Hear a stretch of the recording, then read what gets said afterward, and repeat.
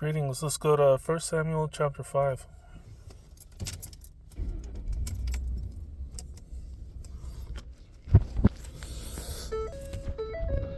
And the Philistines took the ark of God and brought it from Ebenezer unto Ashdod. When the Philistines took the ark of God, they brought it into the house of Dagon and set it by Dagon. And when they of Ashdod arose early on the morrow, behold, Dagon was fallen upon his face to the earth before the ark of the Lord. And they took Dagon and set him in his place again. And when they arose early on the morrow morning, behold, Dagon was fallen upon his face to the ground before the ark of the Lord. And the head of Dagon and both the palms of his hands were cut off upon the threshold. Only the stump of Dagon was left to him. Therefore neither the priests of Dagon nor any that come into Dagon's house tread on the threshold of Dagon and Ashdod unto this day. But the hand of the Lord was heavy upon them of Ashdod, and he destroyed them, and smote them with emerods, even Ashdod and the coast thereof. And when the men of Ashdod saw that it was so, they said, The ark of the God of Israel shall not abide with us, for his hand is sore upon us, and upon Dagon our God. They sent therefore and gathered all the lords of the Philistines unto them, and said, What shall we do with the ark of the God of Israel? And they answered, Let the ark of the God of Israel be carried about unto Gath. And they carried the ark of the God of Israel about thither. And it was so that after they had carried it about, the hand of the Lord was against the city with a very great destruction. And he smote the men of the city, both small and great, and they had emerods in their secret parts. Therefore they sent the ark of God to Ekron.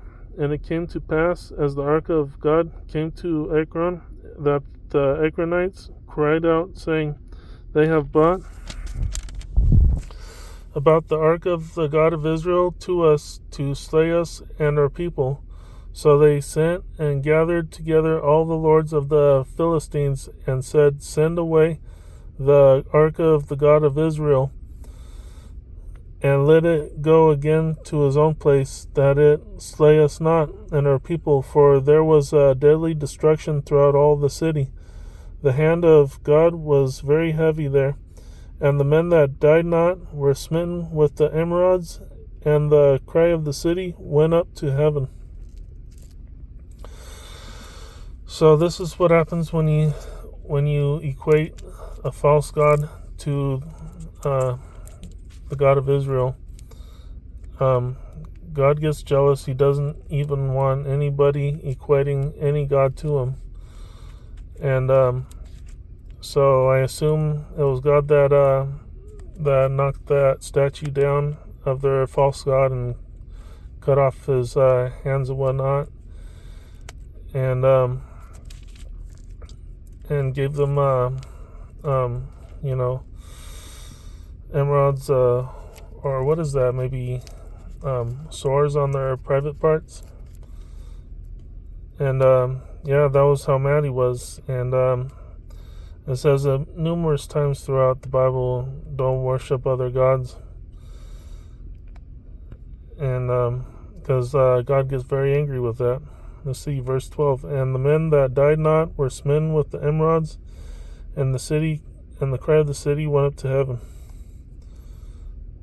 Let's read verse 11. So they sent and gathered together all the lords of the Philistines, and said, Send away the ark of the God of Israel, and let it go again to his own place, that it slay us not and our people, for there was a deadly destruction throughout all the city. The hand of God was very heavy there, and the men that died not were smitten with the emerods, and the cry of the city went up to heaven. So I guess they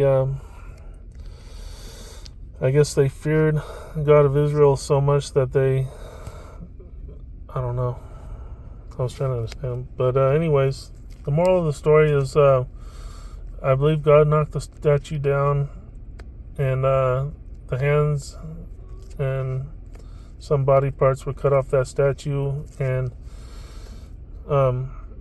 they equated the statue to they equated it to their false god and made it equal to the God of Israel. God got mad and sent them a disease on their private parts, and that's what happens when you make God very, very angry. Anything can happen. And that was 1 Samuel chapter 5. Thank you for chiming in.